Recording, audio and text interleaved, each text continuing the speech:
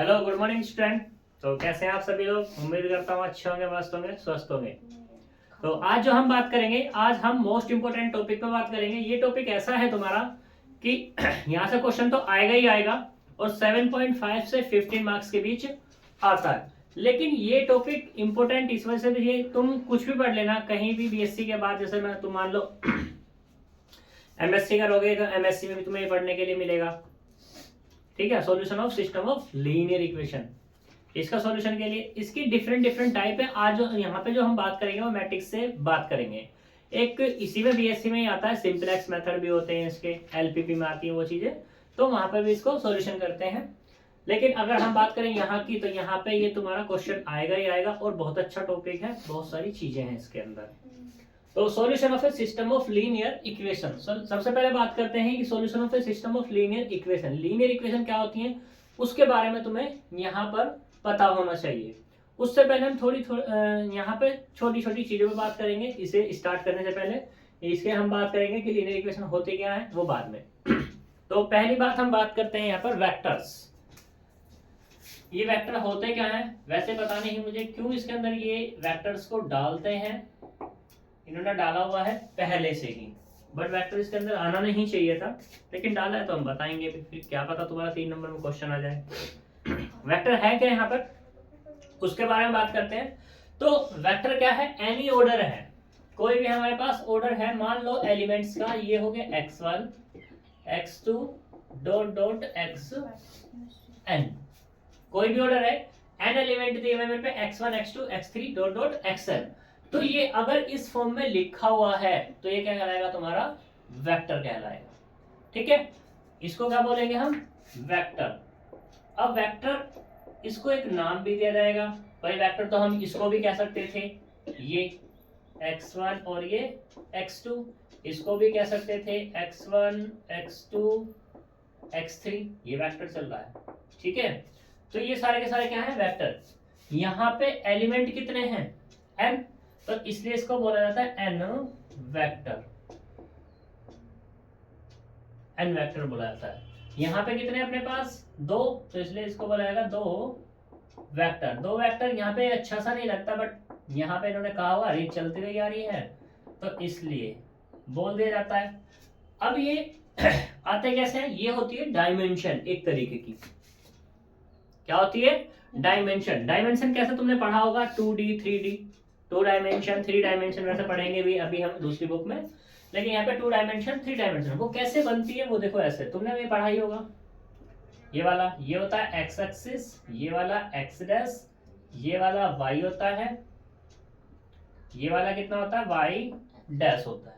ठीक है, तो यहाँ पे तुमने वेक्टर वैसे पढ़ के आ चुके हो, उसमें क्या बोलते हैं, मैकेनिक्स में पढ़ गया, मैकेनिक्स में कौन सी थी क्या, अभी जो तुम्हारी फिजिक्स की बुक थी, एक बुक थी,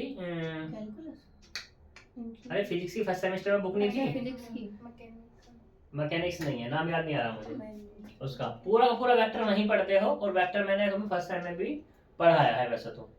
ठीक, तो वहां पर ये 2 डायमेंशन में है। 2 डायमेंशन क्या, एक्स और वाई। ठीक, जैसे मैं एक और यहाँ पे ले लेता हूँ, ये हो जाएगी मान लो तुम्हारी ये कितनी हो गई, जेड, और इसके कॉरेस्पॉन्डिंग क्या मिल जाएगा तुम्हें, जेड डैश मिल जाएगा। पहले 2 थी, अब कितनी होगी, 2 डायमेंशन होगी। जब 2 डायमेंशन की बात आएगी तो इस तरीके से लिखेंगे, 3 डायमेंशन की बात आएगी तो इस तरीके से यहाँ पर लिखेंगे। क्लियर इतनी बात। इसी के बाद आता है algebra of vectors. Algebra of vectors में क्या हो जाएगा यहाँ पर कि एक तो बात होगी तुम्हारी किसकी, मल्टीप्लीकेशन की, मल्टीप्लीकेशन, और दूसरा किसकी बात होगी, एडिशन।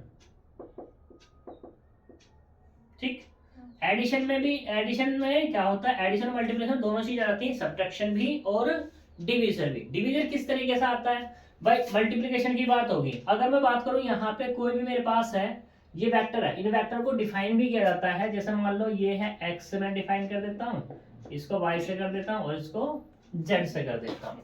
ठीक है, तो यहाँ पे एडिशन और मल्टीप्लिकेशन की बात आती है। एडिशन में क्या है, मान लो तुम्हारे पास, मल्टीप्लिकेशन की बात करते हैं, मल्टीप्लिकेशन किसकी होगी, वेक्टर्स की मल्टीप्लिकेशन कभी नहीं होती आपस में, वेक्टर में स्केलर की मल्टीप्लाई होती है, यानी कि एक नंबर की मल्टीप्लाई होती है। जैसे मान लो ये x है, x बराबर मैंने ले लिया यहाँ पर तुम्हारा 1 2 और 3, ये एक वेक्टर ले लिया।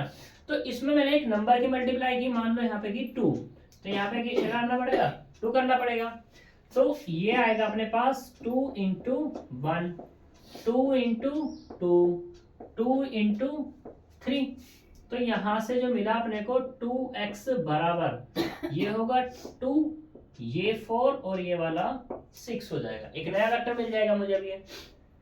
ठीक, जब वेक्टर के साथ किसी नंबर की मल्टीप्लाई की जाती है, यानी कि अब किसकी की जा रही है यहाँ पर, इस 2 की, इस 2 का जो नाम पड़ जाता है वेक्टर के साथ ही मल्टीप्लाई करने पर पड़ता है इसका, ये पड़ता है स्केलर। क्या नाम पड़ रहा है इसका, स्केलर। क्लियर इतनी बात।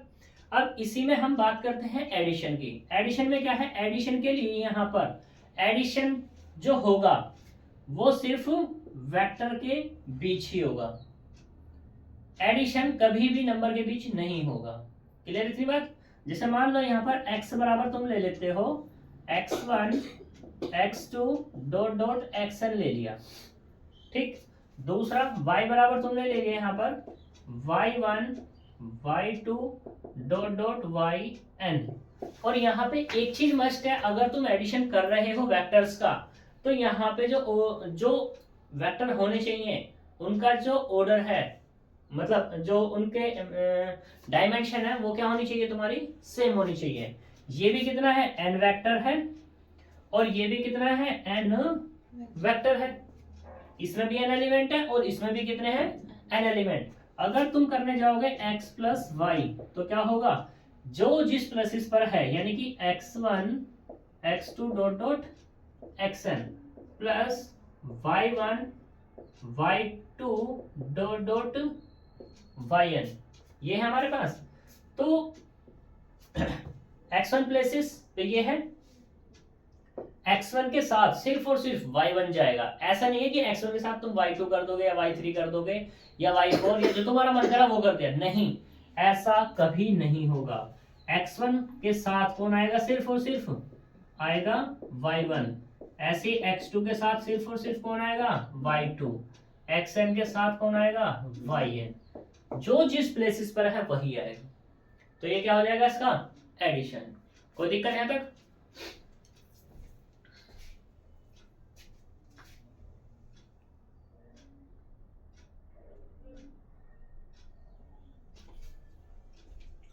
ये हो गया हमारा वेक्टर एडिशन के ऊपर बात हो गई।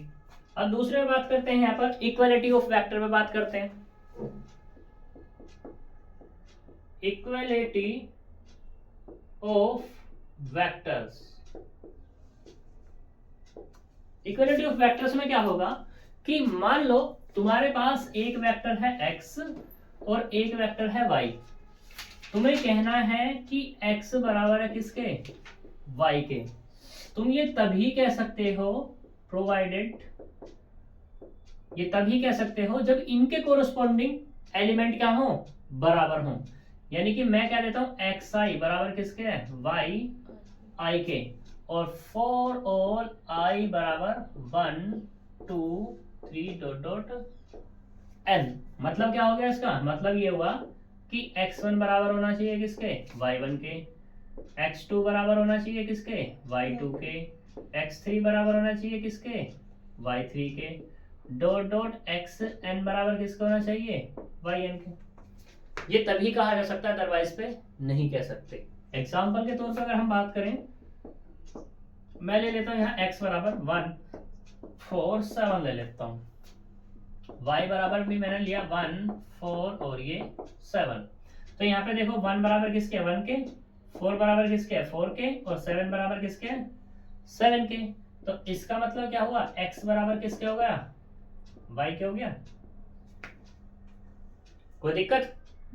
दूसरा, अब मैं अगर इसी में एक नया एग्जांपल और ले लेता हूं कि x बराबर ले लिया 1 4 7 और y बराबर ले लेता हूं 4 1 7। तो देखो यहाँ पर क्या 1 बराबर है 4 के, नहीं है। क्या 4 बराबर है 1 के, नहीं है। और 7 बराबर है क्या 7 के, वो तो है ऑलरेडी। है ना। तो यहाँ पे क्या हो जाएगा, x बराबर नहीं होगा किसके, y के। कोई दिक्कत यहाँ तक? क्या हो गया तुम्हारे इक्वलिटी ऑफ वेक्टर के ऊपर बात। यहाँ तक कोई प्रॉब्लम हो तो बताओ, नहीं है? चलो आगे चलते हैं फिर नेक्स्ट।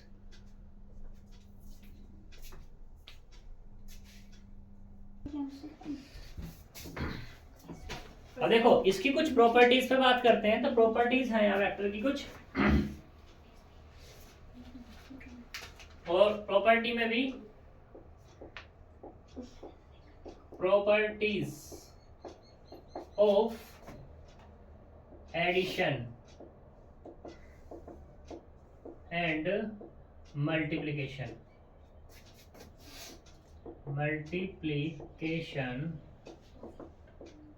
Of vectors. जो वेक्टर्स हैं उन वेक्टर्स की एडिशन की और मल्टीप्लिकेशन की प्रॉपर्टीज हैं।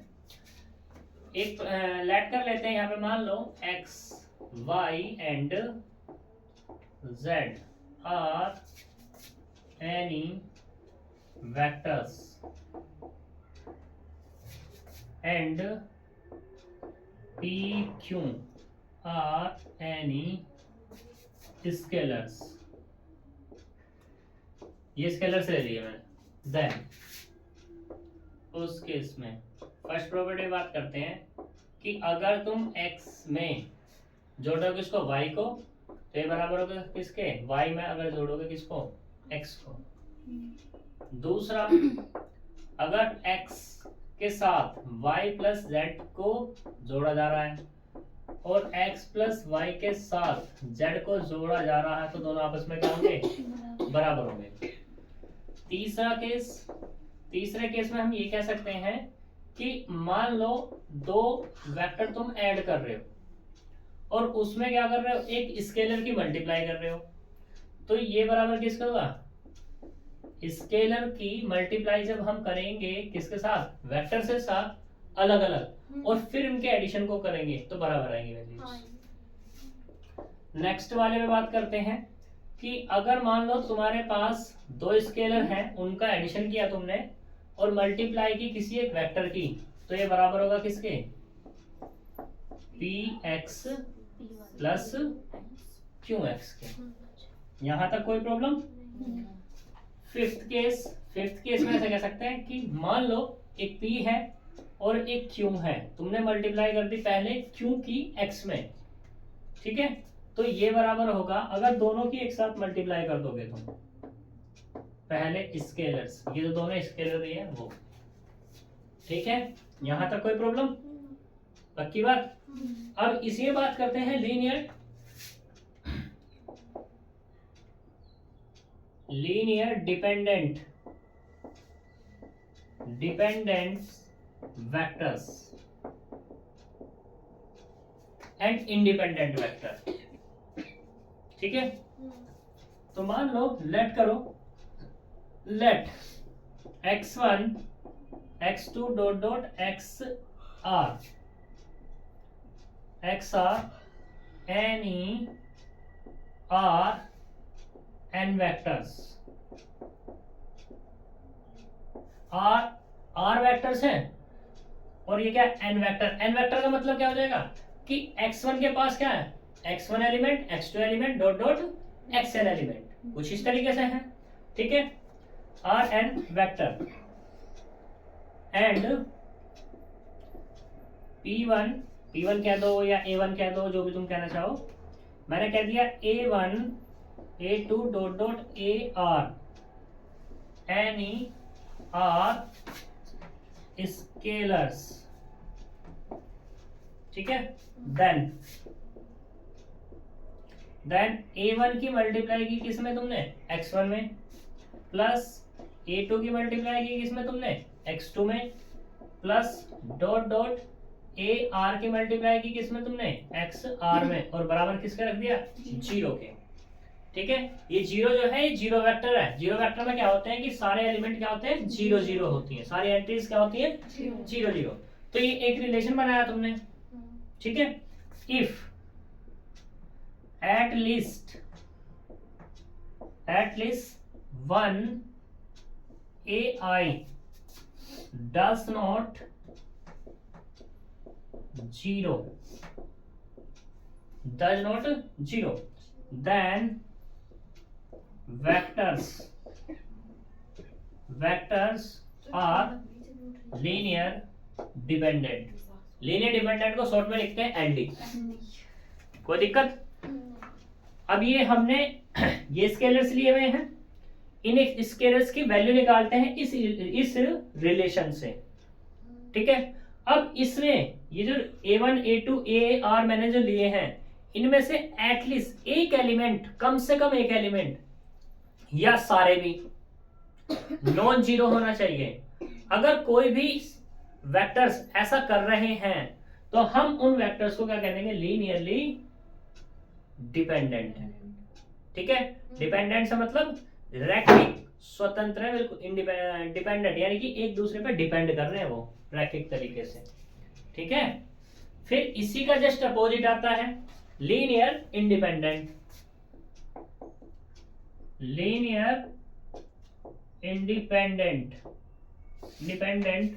Vectors, linear independent vectors. तो इसमें क्या है? बिल्कुल डिक्टो डेफिनेशन यही है, सिर्फ और सिर्फ रिलेशन भी यही रहेगा। मैंने यहाँ पे कह दिया A1 X1, तुम्हें लिखनी है ये, मैं नहीं लिख रहा, AR और ये XR बराबर कितना? 0। If all AI are 0 that is AI मैंने सारे के सारे क्या कह दिए? 0 कह दिए, ठीक है। और I बराबर यहाँ पे क्या? I बराबर 1 2 डॉट डॉट R तक है। यानी कि कहने का मतलब इसका ये है कि A1 बराबर A2 बराबर A3 बराबर डॉट डॉट AR सारे के सारे क्या हो जाए? 0 हो जाए। Then vectors are linear independent.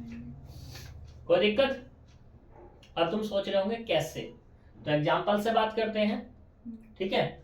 ये छापना छुपना तो बताओ, चलो जल्दी से करो, एग्जांपल बात कर लेते हैं।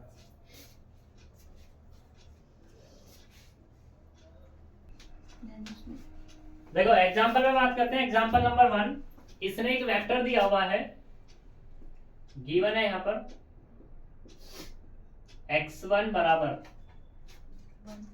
1 to 4 एंड x2 बराबर है इसका 3 6 और ये 12। ये कहता है कि प्रूफ करके दिखाओ लीनियरली डिपेंडेंट। ये दोनों के दोनों लीनियर डिपेंडेंट है, ठीक है। तो देखो सॉल्यूशन इसका, लेट हम पहले स्केल मानेंगे, let A1 and A2 are any two scalars, then A1 x1 plus A2 x2 बराबर कितना? 0, ठीक। तो A1 तो हमें पता नहीं, ये तो हमें फाइंड करना है, यही बताएगा कि दोनों डिपेंडेंट है या इंडिपेंडेंट। लेकिन x1 पता है कितना? 1 2 4 प्लस A2 कितना है? 3 6 और ये 12 बराबर कितना? 0 कहते हैं, ठीक है। तो यहां से क्या जाएगा तुम्हारे पास? A1। यहां से कई तरीके बन जाते हैं इसको सोल्व करने के। देखो कैसे तुम कर सकते हो, 1 2 4 प्लस A2 इंटू, यहां से अगर 2 कॉमन कर दूं मैं तो 1 2 सॉरी ये 3 है, ये 3 होगा, ये वाला ये क्या है? अच्छा 3 तो कॉमन है, 3 कॉमन है, तो यहाँ से कितना है? 1 2 4 बराबर कितना हो जाएगा? 0। दोनों वेक्टर सेम है तो बाहर कर सकते हैं अकॉर्डिंग टू प्रॉपर्टी, क्यों जी। तो यहाँ से क्या मिला? A1 प्लस 3 A2 बराबर कितना? 0। अब 0 के मल्टीपल में तुम कुछ भी लिख सकते हो, क्या दिक्कत है। अब एक बात बताओ, क्या 1 2 4 ये 0 के बराबर होगा? वेक्टर तो 0 नहीं है मेरा, तो जब ये 0 नहीं है तो क्या है 0? a1 प्लस 3a2 बराबर ये 0 है। ठीक है, कोई दिक्कत। अब हमारे पास एक इक्वेशन है और दो वेरिएबल है, तो यहां से लिखते हैं सिंस लिख दो यहां पर कि वेरिएबल, ये प्रॉपर्टी होती है अपनी कि वेरिएबल्स ग्रेटर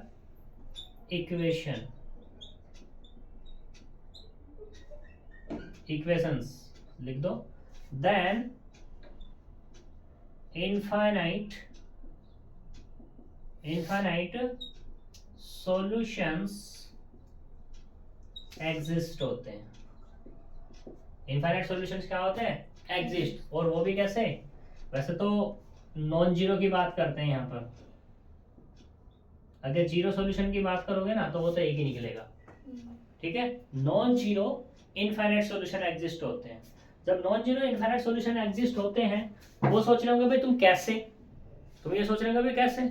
तो देखो यहाँ पर a1 प्लस 3a2 बराबर कितना है? 0 है।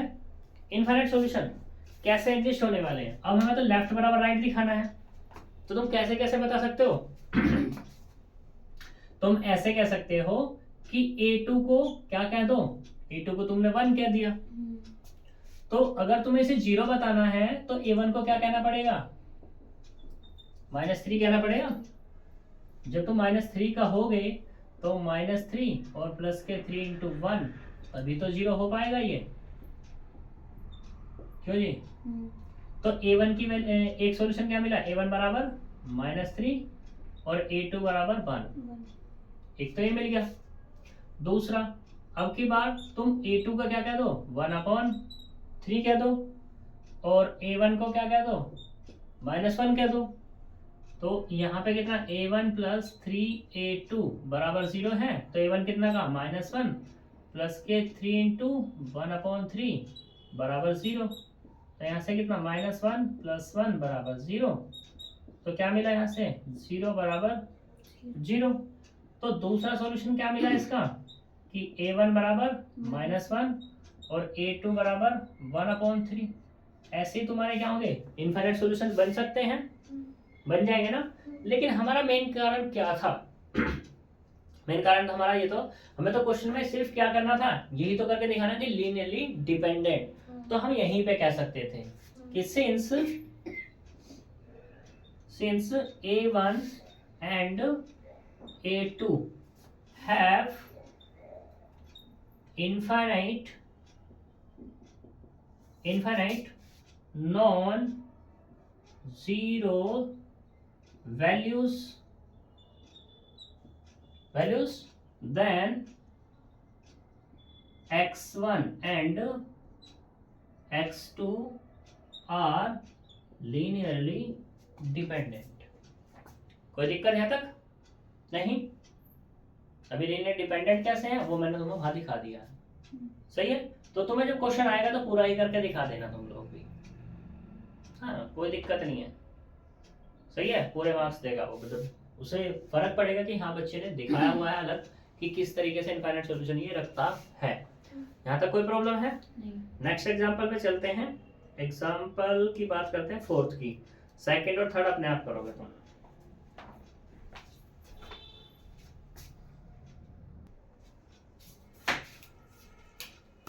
अब बात करते हैं एग्जांपल नंबर 4।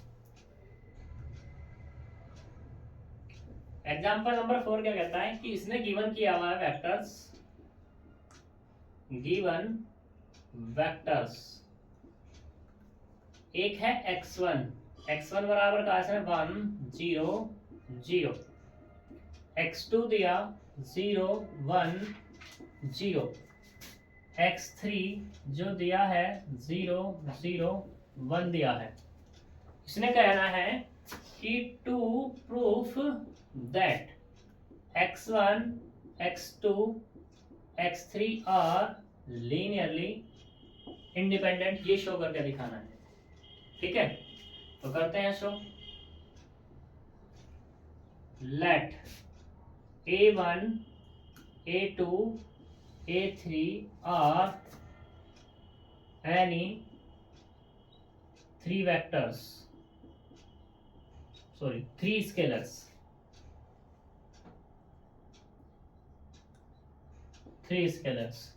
ठीक है। Then A1 x1 plus A2 x2 plus A3 x3 बराबर 0। तो यहाँ पे A1 तो हमें पता नहीं है, तो हमें फाइंड करना है, लेकिन x1 तो पता है कितना, 1 0 0। ऐसे ही A2 के बारे में भी नहीं पता, लेकिन x2 के बारे में पता, 0 1 0 प्लस A3 0 0 1 बराबर कितना हो जाएगा, 0 हो जाएगा। तो फिर यहाँ से कितना आएगा, A1 0 0 plus 0 A2 0 plus 0 0 A3 बराबर 0। कोई दिक्कत बताओ यहाँ तक?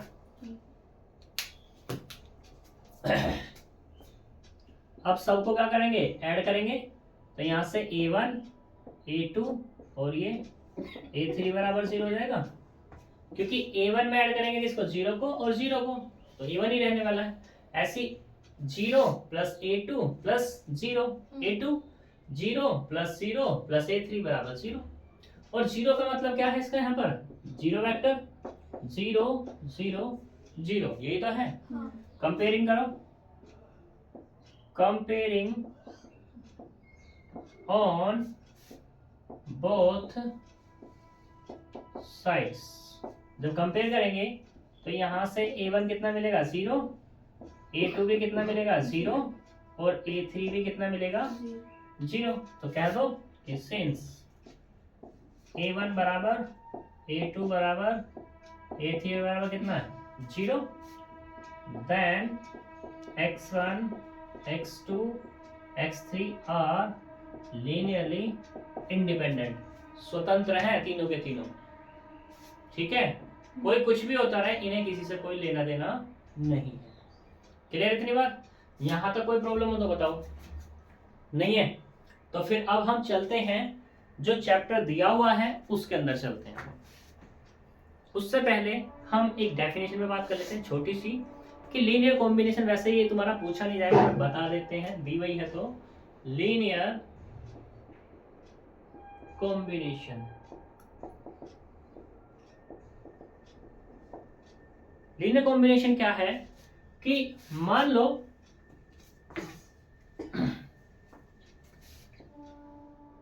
Late x1 x2 dot dot x are any r n vectors and x be any n vector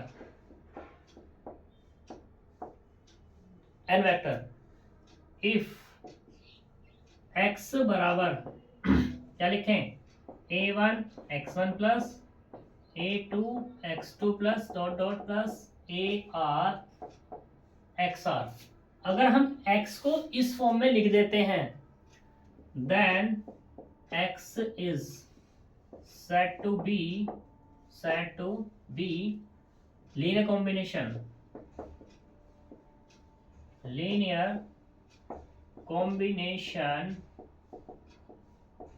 of किसके, x1 x2 dot dot xn के। यहां तक कोई दिक्कत?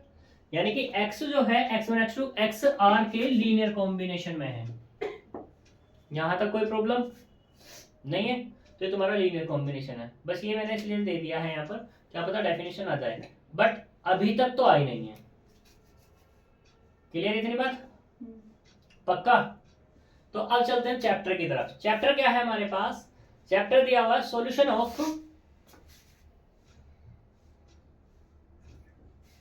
Solution of system of linear equation, इन पे बात करते हैं। तो इसे रफ करते हैं, कॉपी कर लो।